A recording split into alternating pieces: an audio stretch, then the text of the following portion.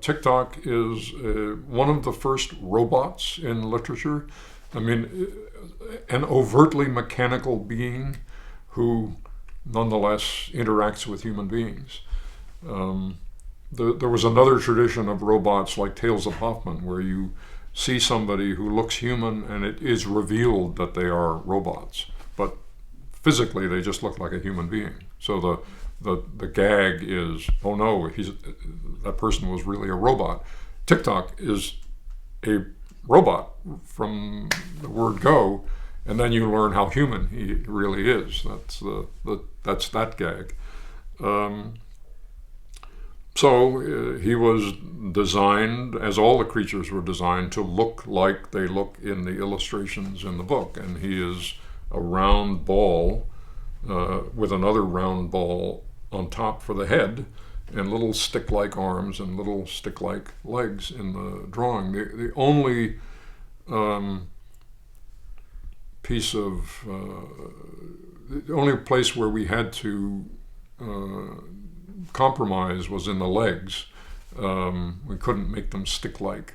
Like human legs had to fit in those legs. So Michael Sundin, who was on Blue Peter, I think, who was the trampoline champion of England at that time. So we wanted somebody who was very athletic and could do all of these kind of balance things. It was a winnowing process, but Michael was selected. And the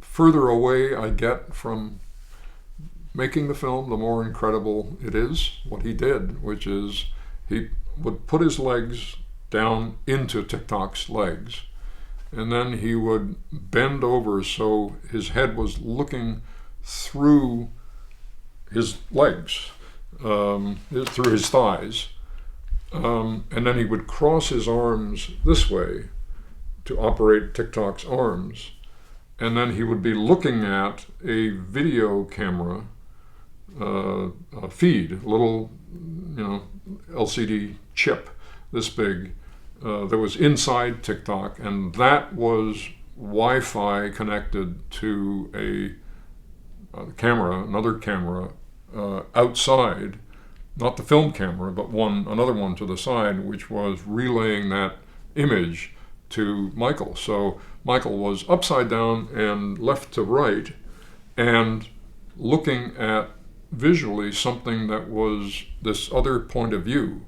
So he was seeing himself in the world from this abstract point of view, and then walking backwards as if he were walking forwards, and then operating arms like this. And that the head was operated by Tim Rose, who was another Muppeteer, and that was also radio controlled.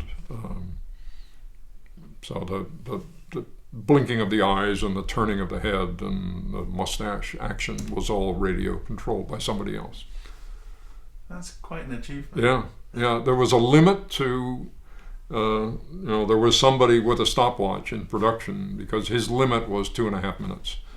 From the moment that the lid went on, 2.5 minutes was it. Wow. Just because of the heat buildup and being upside down, his head upside down in